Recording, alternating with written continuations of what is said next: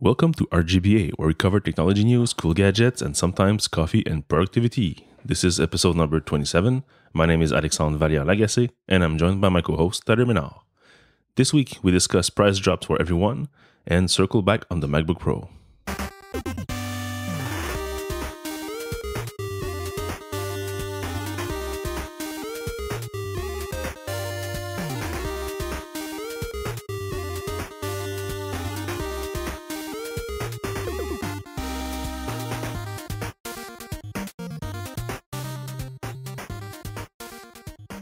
So for follow-up this week, last week we discussed the newly announced and only single model released of the new MacBook Pro.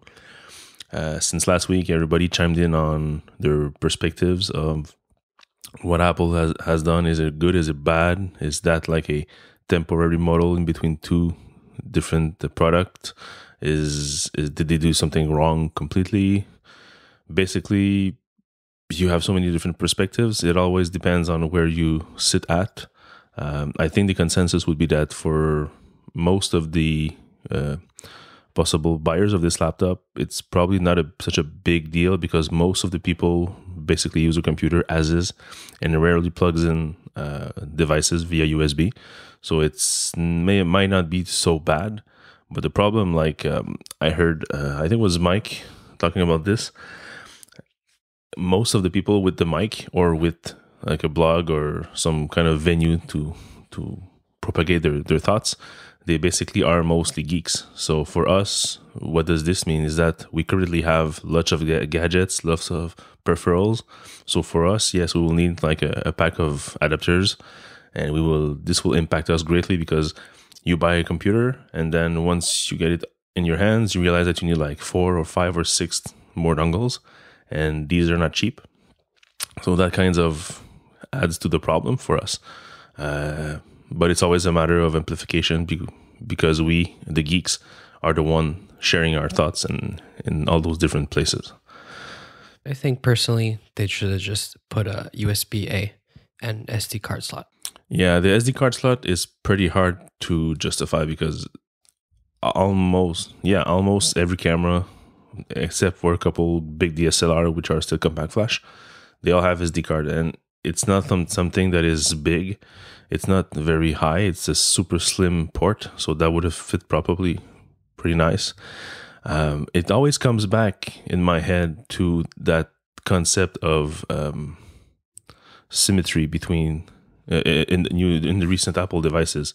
It all started with the new Magic Keyboard, where instead of having a T-shaped row of arrows, they are now crammed 2 buttons in one. So it's like half buttons stick together just because it's more symmetric.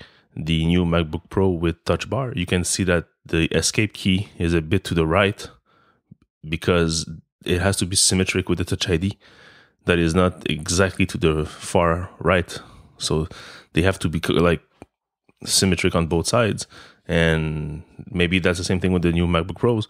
You have 2 ports, so you have one on each side, and that's symmetric. If you were to add another port on the right for the SD card, it won't be symmetric. Same thing for the 4-port MacBook Pro that eventually is going to come out. There's no place for it because it's not symmetrical.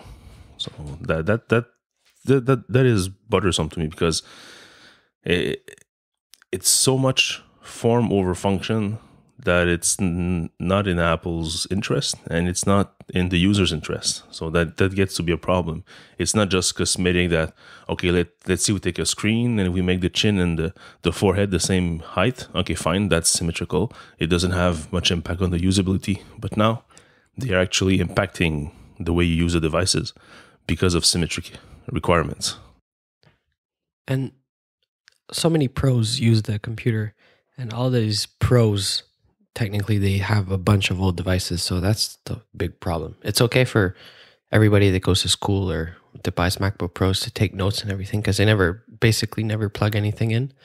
But it's for all the people that call themselves pros, they all have something to plug into their Mac, and that's not very easy anymore. But I think the main problem here is that this is a MacBook Pro. Like the name says, it's for pros. But right now, there are no alternatives for the consumer land. there's no new MacBook Airs. The MacBook 12-inch is not a 13 or a 15-inch. So people with basic requirements of having a large enough screen that they can work on comfortably, they don't have anything else to buy. So the MacBook Pro is not a Pro anymore. It's for everyone because you need a 15-inch. Right. So if there was like a MacBook Air or a MacBook with a bigger screen, then we could separate these and say, okay, you are not a Pro, you take this computer, and this one is more expensive, has less port, and needs more dongles because you're a Pro, fine. But now we only have one computer that is up to date. So that's very hard for us to kind of separate the pros from the consumers. So it's like one pro computer to rule them all. So it's not the best thing. Because I have a friend that's in school, and he was asking for a new laptop, and I told him to wait last time for this event. And now I explained to him what he can get. And I was like, oh, but you're going to have this dongle, because if you want to trade projects with on USB keys with your teammates, it's not going to work and everything. And his answer was like, why? Why do I have to do this? Like, why is it so complicated? Why can't I just have my USB port? And I don't know. I feel like I'm having to justify like his decision. I don't know. No, yeah, I feel what you're saying. I think the different thing, the main problem right here is to leverage the basic minimum, which is the USB-A port. Apple should have put a dongle in the box with the computer, like they did with the iPhone and the headphone jack. Because most people say, okay, now this new iPhone doesn't have any 3.5 millimeter jack. How can I listen to my music? And they were like all pissed off. And then once you tell them that there is a dongle in the box, they say, oh, okay, all right, no problem. So people don't have, like consumer level users don't have such a big problem with dongles. They have a problem when they have to be forced to buy more stuff just because. So, and especially now that it's like $9 for the USB-C to USB-A, Apple should have just included one or two in the box and that's it. But then again, maybe they haven't done it because the box itself is made of a very nice symmetry. So everything is laid out perfectly centered and everything. So adding more dongles to that would mean that maybe the layout would not be symmetric. And then once again, problems. So not sure what to think about that, but they definitely should have did something with the dongle. So at least for the USB port, because the rest, it's all, I would say, Thunderbolt devices are usually more for prosumer, but USB-A really is universal and for everybody. So that's the only one that I think they should have included in the box. So you kind of hinted at the next piece of news is Friday. Apple dropped all the prices for all the USB-C and all the new USB-C dongles. So I think it's about 20%, 25% each. It depends. The USB-C to USB goes from 19 to 9. So that's 50%. Yeah. So Thunderbolt 3 to Thunderbolt 2 is 49 to 29. So that's a $20 off. So that's maybe, what is that? 60%, 40% drop. And yeah, USB-C to Lightning, 1 meter, it's a $6 drop. USB-C to Lightning, 2 meters, it's a $6 drop. And so on. And there is even one which is a SanDisk Extreme Pro SD UHS 2 card USB-C reader. That's a mouthful. Goes from 49 to 29. So also 40%. 60%. So, 60%, yeah, sorry. So basically 40% off, but 60% of the price. Sorry. Yeah. So it's pretty nice because that makes your starter kit a lot cheaper. Somebody was listening to the last podcast and stole their idea of the starter kit and just made it cheaper. Yeah, exactly. Because USB-C to USB, I think most geeks will need probably 2. If you have a Thunderbolt display, you need at least one Thunderbolt 3 to 2, so that's $29. And USB-C to Lightning, 1 meter for your phone, that's for sure, so $19.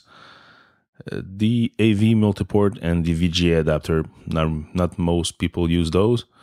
And if you have a camera and you want to transfer your photos quickly, because some cameras have Wi-Fi built in, but it's not fast and it's not reliable most of the time. So That's another $30. So we're looking at maybe $125 for the whole kit of adapters that you need.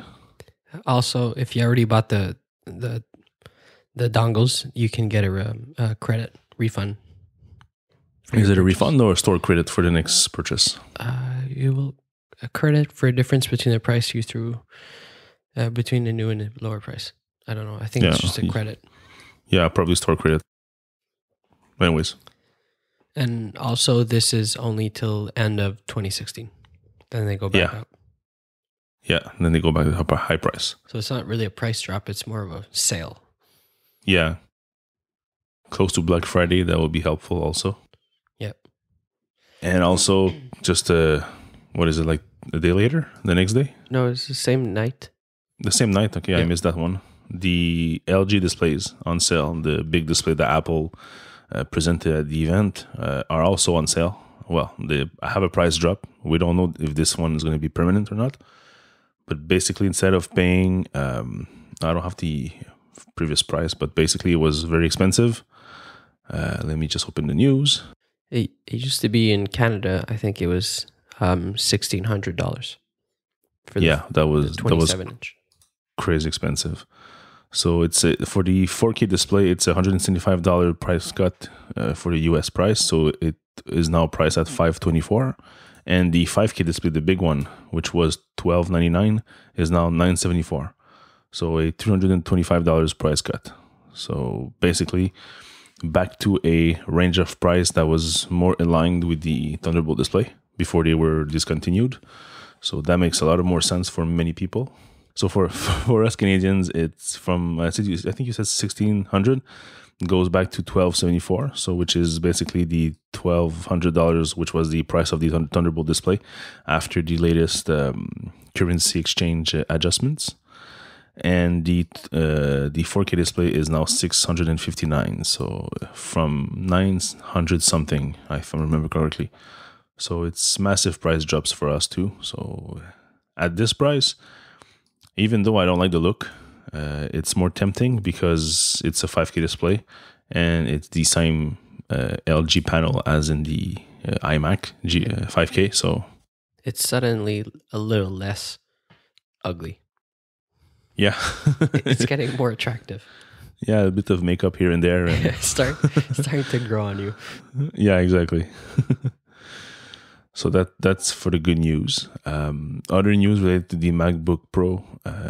Mac sales providers of replaceable RAM or SSDs aftermarket, they actually tear down the MacBook Escape, so we can actually see what's inside and what can be replaceable and not. The first thing I noticed is that they kind of went for a weird clicky mechanism when you remove the backplate. So you remove the screws, and then instead of just coming off, it's kind of snapped on to the main board. So basically you just need to pry it open like a little bit harder, and then it's going to pop up. And then the rest is, as usual, pretty laid out. Everything is soldered to the board except for the SSD, which you will be able to replace. It's a very small module. I don't know if it's a standard or if it's an Apple standard. It seems to be like an Apple component, so it's probably the non-standard drive, but you can you can for sure expect new products coming in the future to replace it. It looks tiny. Yeah, it's pretty small. It's they handled it. It's about maybe like 2 inch wide by 1 inch, 2 inch long by 1 inch wide. So it's basically just a couple of chips on a little board, and that makes your hard drive. It almost looks like a stick of RAM that goes in laptops. True. Yeah, very similar. Maybe a little bit bigger. Yeah, a little bit shorter and a little bit wider. So that's the good news. If you want to buy a MacBook right now and you don't care for Touch ID, at least you know that you will be eventually able to upgrade your memory, your hard drive space. But that's the only thing you can upgrade. The rest is all soldered to the board. That's the same as it was on the old Retina MacBook Pros. Yeah, but I think they said that for the Touch ID 1, everything will be soldered to the board, I think. I don't know if that was just a rumor or something that somebody... Touch bar? Yeah, Okay. So that's why they were wondering if this one that's already coming out, if it was maintainable in some way, upgradable in some way. And this one it is, but I'm not sure the next one will be. So after that, we saw a funny little article posted on Pinboard. Benjamin Button reviews the new MacBook Pro. So like they did a while back with a electric car driver reviewing a gasoline car, now it's kind of like if we're going backwards in time also. So imagine that the current new MacBook Pro was the previous model, and you go back one generation to the previous generation, and everything that is said in the article is like, oh my god, this is so useful. You now have more ports. You have a USB-A port, no more dongles. You can even read your memory cards. So it's a little funny article. It'll be in the show notes if you want to take a look. I think he pretends to be in the future, right? Yeah, it's like if, we're going back in time. So the current MacBook Pro that is just released, the MacBook Escape, was the previous generation. And the new one is the one from the past. So it's going backwards in time. Right. Oh, that's why Benjamin Button. That's a movie. Yeah, that's the guy that gets younger, I think. Okay, I didn't see it. Has them. And after that, you sent me a link. Well, I saw it go by. I did not look at it, but then you sent it to me and you mentioned that I should really, really, really watch that. Yeah. What was it? So it's a video a la Jimmy Kimmel does these mean tweets, but they did the same thing, but it's mean 1-star reviews. So developers, they come out from behind a curtain, the same thing as they do on Jimmy Kimmel, and then they read 1-star reviews and kind of respond to them. So it's pretty funny. Yeah. You can see Mark Horament in there. You can see also the guy from PCalc. Yeah, PCalc. The guys from Castro. Yes, also the big beard. Yeah, it's pretty funny. It's not long enough, for my opinion. 3 minutes, 10 seconds. I know it was probably something that they just thought of on the spur of the moment. They just have like a black background. It's probably on the stage of UL, the UL conference in Ireland, and they just made this like in a couple of minutes. But I wish that there were many, many more developers going there and reading their reviews, because it really is funny. Oh, I thought it was made at WWDC. No, it's from UL conference that was last week. There's also David Smith _. Yes, underscore is there too. And then after the new set of dongle, the new price drop and everything, Apple released a support article about the compatibility of Apple Thunderbolt 3 in parentheses USB-C to Thunderbolt 2 adapter. Because it's one thing that everything, air quotes, fits together, but it doesn't mean that whatever you're expecting it will work as you thought. For example, if you plug a device into that adapter and it's not actually compatible, you would be able to plug it in, but it will not do nothing. So there's a super long article here explaining what you can do and what you cannot do with those adapters. So the good news is that if you have a Thunderbolt display, you can use the adapter for your display on your new MacBook Pro. That's fine. But there are other things that are not going to work. So basically, there's a couple of restrictions, mainly when you're trying to use the DisplayPort over the Thunderbolt 2 for some adapters or some other devices that don't have Thunderbolt in them. So it's basically for older devices or that don't have a recent chipset with Thunderbolt technologies. It's all just mini DisplayPort from a little bit earlier in time. So these will not work. It's weird that Thunderbolt and USB-C are on the same. They use the same port, but then it's like you can't plug old DisplayPort. I don't know. It's just a mess. Yeah, there's too many different technologies that could or could not be included in these new ports, and that's gonna get cumbersome for many. Because it's one thing that in the past, when you were speaking to your parents over the phone and telling them, okay, take this cable. There's only one place it can fit. If it fits in, it works. But now you cannot tell them anymore. It's No. not just take the green PS2 cable and put it in the green spot on the back of your computer. So we all did that so many times. Yeah. So now you're gonna say, okay, take this little circle, like a wedge shape cable, plug it in. It should work. It doesn't work. Oh yes, because this device, blah blah blah blah blah, and then your parents don't understand anything, and you just don't understand anything, and you really have to go there physically and try to debug that. Maybe switch dongle or whatever. Yeah. Or in some cases, that's going to happen for sure. Is it just won't be compatible. So I think at this point we should just give all our parents an iPad. Yeah. For most parents, it's going to work. For some of them, that's not going to work because it's not enough. But yeah, it's sad that we're just.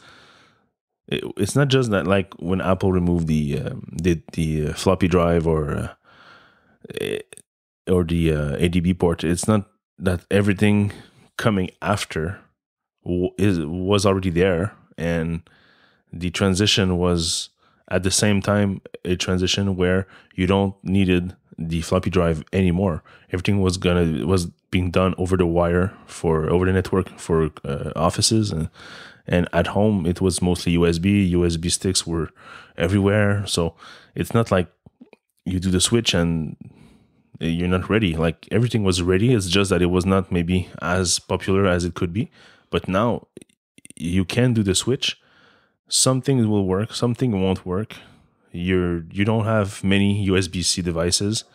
Those that have usually USB-C devices are very expensive, and they are mostly for pros. But there's no like USB-C thumb drive. And now that schools or especially schools are now very prone to use USB devices for kids' projects and everything, now it's going to work there, but not at home. It's going to need dongles here, dongle there. So it's a weird time to be in between. Do you think they're gonna, talking about dongles? Do you think they're gonna put USB-C port on the next iPhone?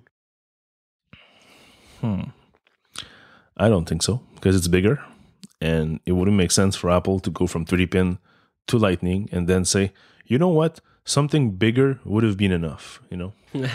I think they're gonna keep bigger. Yeah. The USB-C is about twice the width of the Thunderbolt. Not Thunderbolt, sorry, the Lightning. There's no micro USB-C yet or something. Oh, jeez. I really hope we don't get that soon. Mini and micro. Yeah. Oh, man. Because now you just open the door to so many more dongles. It's crazy. Yeah, so no, I don't think that they're going to go that way. Lightning will be probably exclusive to some accessories and iOS devices. And for whatever computer is going to be USB-C, because that, for real, that's the future of universal ports on the computers. It is USB-C. That is certain. It's just that we're still not there, and that can be a problem for many. Okay, it's just a little bit wider. Just a little bit? Yeah, it's not that bad. Yeah, so Tyler, you just sent me a photo of the USB-C, comparing it to the Lightning connector, yeah, sorry. And the main difference I see, it's close in terms of shape. It's not twice as big as I thought. The main difference is that the connector in your devices, so in your iPhone and in your laptops, the iPhone has only like a female connector, so there's nothing to break in there. It's basically just an empty little hole and connectors at the bottom or at the top. When you compare it to the computer USB-C, the USB-C connector on the device has a little strip that is like it's a male connector, and the female is actually the cable itself. So that's kind of like the opposite of Lightning. So the thing I can see with that is that if you have a USB-C connected cable and you pull the plug like with an angle, or if you just, I don't know, you just put your laptop in your bag and you forgot to unplug something, you can kink the connector in the computer because there is a part that is in the middle. While if you try to do that in your iPhone, you have more chances of breaking the connector from the cable, which is a $19 cable, instead of breaking the connector in the phone. So for me, Lightning seems to be superior just for that regards. But at the same time, the 30 pin used to be like that, and USB ports have been like that for years. And how often have you broken a USB port? I know it's Lightning is better, but in like real use, if you want, when does it really happen? The thing is that since my first Mac, I always had MagSafe. So I've never yanked the cable from a computer before that, because it was always desktops I was using. So the first portable I had was a MacBook Pro. So the cable was yanked a number of times that is incredibly large, but never have I had any issue because it was magnetically held. But now, if you yank the cable out of the USB-C port and you are lucky enough to quickly grasp your computer, what's going to happen? Will you kink the connector in the computer, or that's just the part I'm not sure. I think it's just going to yank out. Yeah. I know Griffin makes the BreakSafe, which is a little dongle you put in the computer port, and it comes with a magnetic cable like the MagSafe was. The only problem I see with this is that it's quite a big like connector that you plug in. So it's going to be... It's another dangle. That's a problem. Well, it's not dangling down because it's like very close to the computer, but it's still something that sticks out, and you can actually rip it off. Or if you put your laptop in your bag and you don't unplug it, then you could like damage your port if you hit it too hard or something. So the idea is great, but the way they made it should have been much more compact in size. So the new app of the week this week is called Bear. It's basically a note-taking app with a very nice UI and a bunch of features. I didn't really use it. I think you used a little bit more. Yeah, when I got on the website, I basically looked at the design of the app, and it really reminds me of Simple Note, which is a note-taking app where you have notes, of course, and you have tags so you can sort them. And basically, it's this kind of same design. So 3-pane display. Left pane is the tags and the trash. Middle pane is the notes itself with the first few lines, and the right pane is the note itself. The difference with Bear is that it's not just plain text; it's also Markdown enabled. So, and it's also like I would say light Markdown, meaning that you have all the power of Markdown, but the way it's represented on the note itself is that, like, say you do a bold, you will see the word in bold, and the little asterisks will be lighter in terms of color. If you do italics, they will be shown as italics, but you don't see the underscores. Basically, you can do like a checkbox, titles, links, everything. And you can render also images as thumbnails or as full width image. So if you're on your iPhone or iPad or on your computer, the look can be different. You also have lots of controls on the typography, the line height, the paragraph spacing. So it's quite a feature complete application, I would say. It comes with a bunch of themes, I think, also. Yeah, you have a dark theme, of course. Yeah. But there's many, many more, and they are unlockable if you get the in-app purchase. So basically, if you have the app itself, which is free right now, and I think it will stay free, you have most of the features, but you're missing mainly 2 features, which is the sync feature between your devices and the different themes. There's probably something else that I haven't seen, but basically what you can do is buy the subscription. So this is following the new subscription model that we discussed a few episodes back, where apps that are maintained and that have new features regularly can use a subscription model, and the second year the developer would get 80% of the revenues instead of 70%. So this is a $149 a month subscription, or $15 per year. So I would suggest to strongly just try it out first for free, see how it works, see if you like it, and maybe just purchase a single month just to see if the sync and everything works fine. And if everything is nice, you can get it for $15, and then you get all the features of the app itself.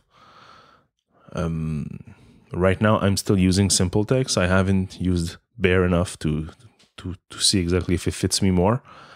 Simple Text is free. The syncing is already built in, and it is also free. So there's no in-app purchase, and I have got the same app on my Mac and my iPhone and my iPad. So I have to see if this one gives me something more, because note taking, yes, I was always bugging the developers of Simple Text to implement Markdown, which they finally did, but in a cumbersome way, where you have to specify that this document is Markdown, and then it's going to be defined as a Markdown, but it doesn't change anything in the look of the app. So it's not the best Markdown implementation. So that's the only thing that bugs me and could make me go over to Bear. So there will be links in the show notes if you want to try it out.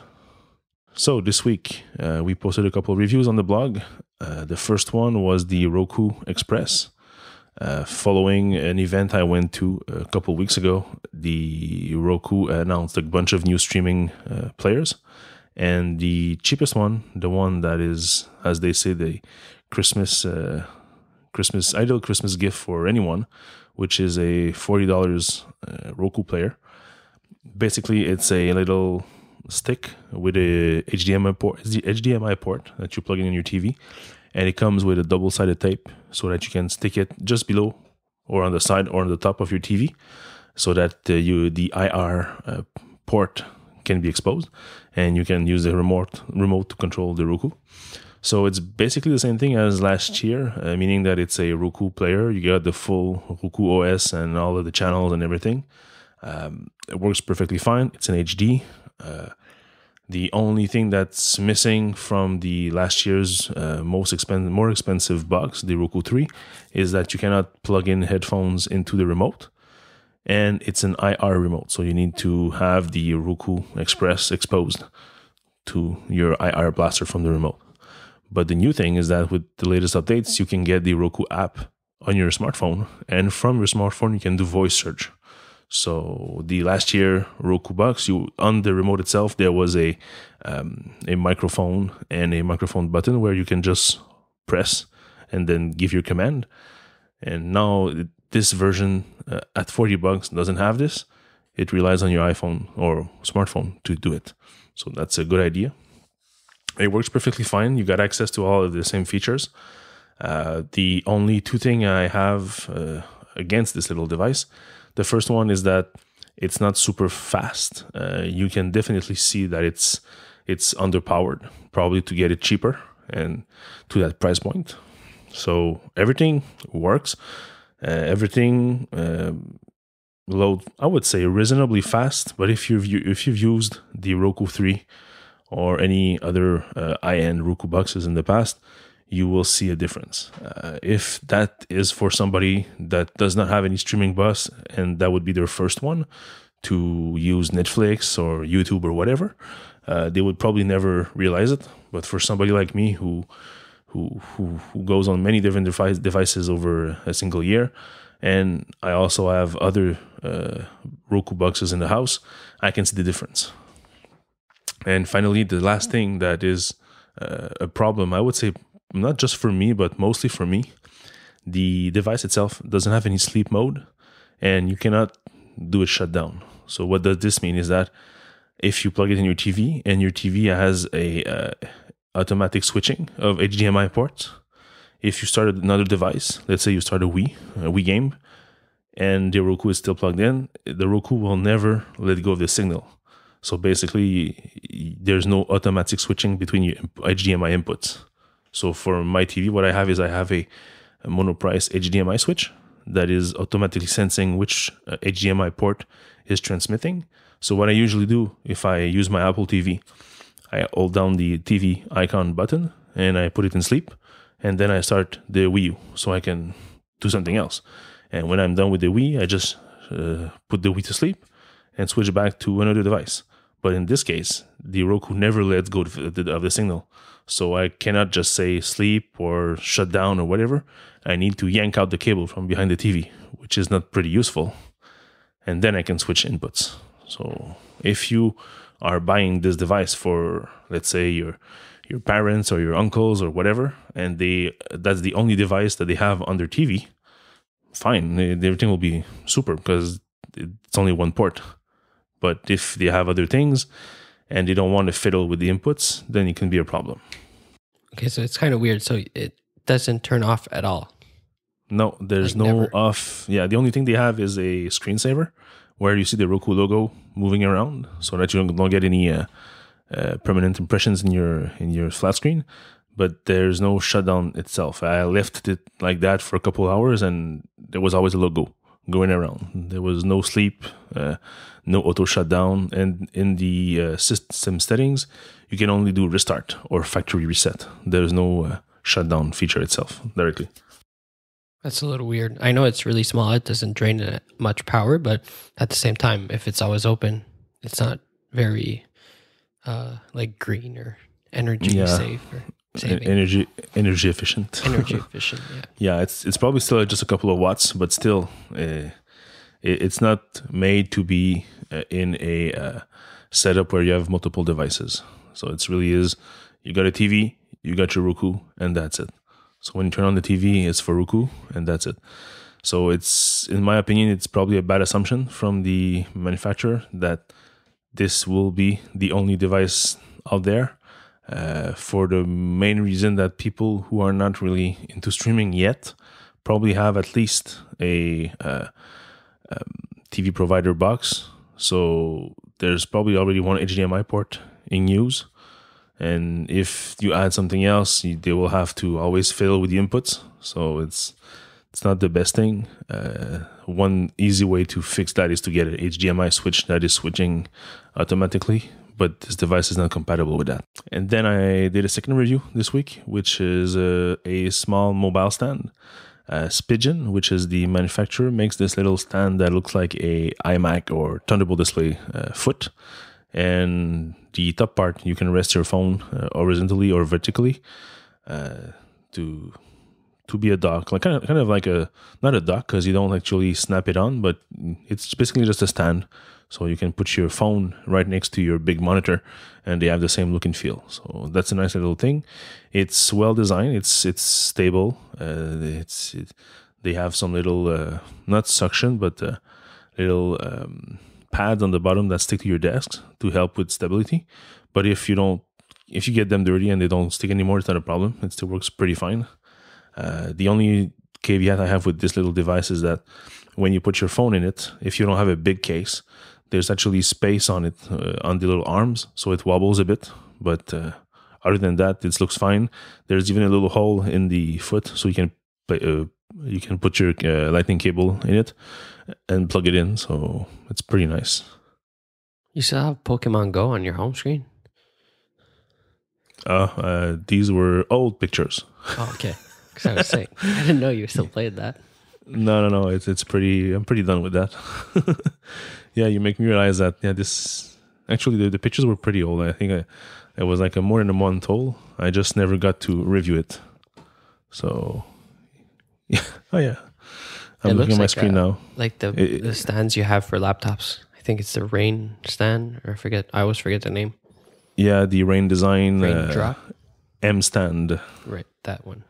Yeah, it looks very similar. But that's what we have at work. That's what we have, and I have also the little dock at work, so it fits nice with the look of the desk. Does an iPad fit, or it's just for phones? No, just for phone. The iPad really falls down. Big. Okay. Yeah, it's way too big. And finally, the last thing I reviewed this week was the Belkin Powerhouse Charge Dock. So, when you have a dock for your phone, you have now a Apple Watch charger, and they take up two outlets in the wall. Well, Belkin has a solution that they provide you with a device that can charge both at the same time. It's also a dock, so it looks nice on your desk. There's places for the watch and for the phone. It's only a single cable, and also it's powerful enough that it can charge both.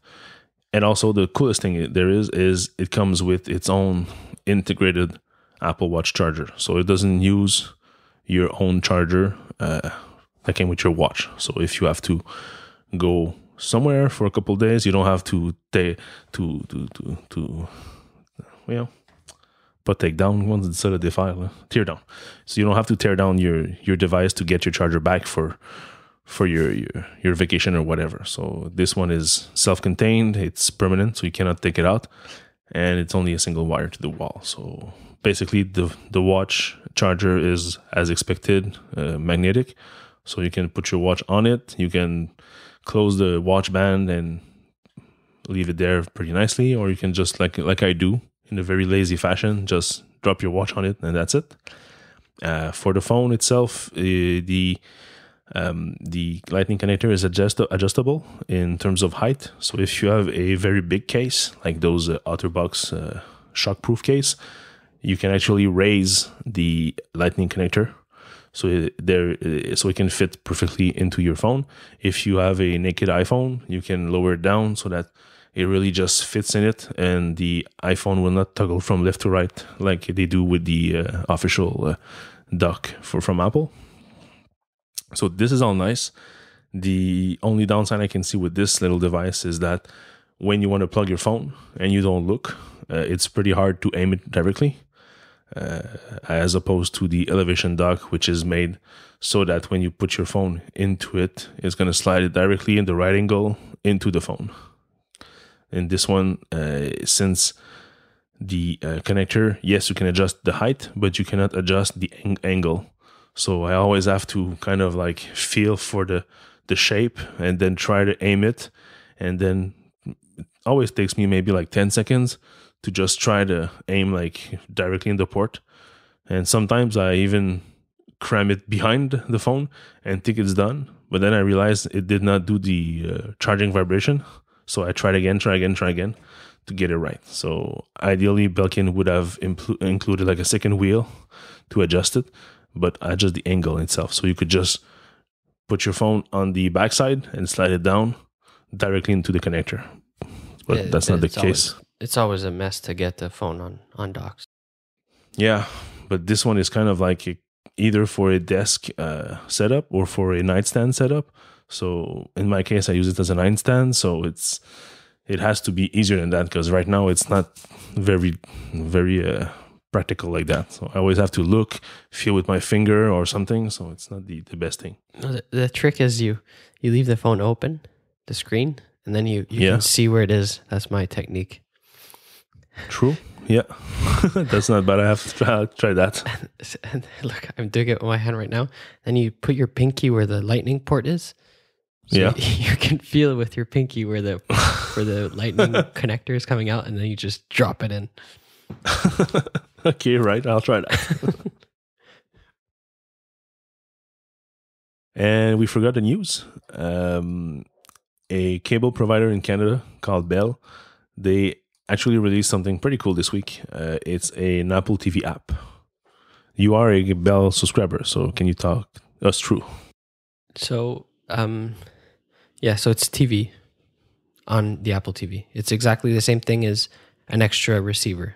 I think Bell sells an extra receiver for like $10 a month or something. But now if you have an Apple TV, it acts exactly the same as your receiver. So you have the whole guide. You can watch every single channel live. They put a tab for recordings because the Bell receivers are PVRs usually. The tab is there and it says coming soon, so you can't watch your recordings yet. But other than that, it's exactly the same. You can schedule recordings from the Apple TV. You can do everything you can from the Bell receiver on your Apple TV. How does it work? Does it need to be on the same network as your receiver? Mine isn't, so it just works like that. I don't know. You just have to enter your password because there's an app for iPhone already. I'm not sure how this works because I never enter the password and it just works. So I don't know if it takes the password from my iPhone, but I checked and they don't have anything on iCloud. That's weird because you're not a mobile client from Bell, so they don't know your phone. No. Yeah. Huh, that's weird. But it's probably pretty cool. Yeah, it's pretty cool, yeah. So there are still missing features. So the recordings will be coming soon. I'm not sure how the recordings are going to work because right now Like when you record a show, it's saved onto the receiver box. There's a little hard drive there, a spinning hard drive, and you hear it. It's really annoying. Oh.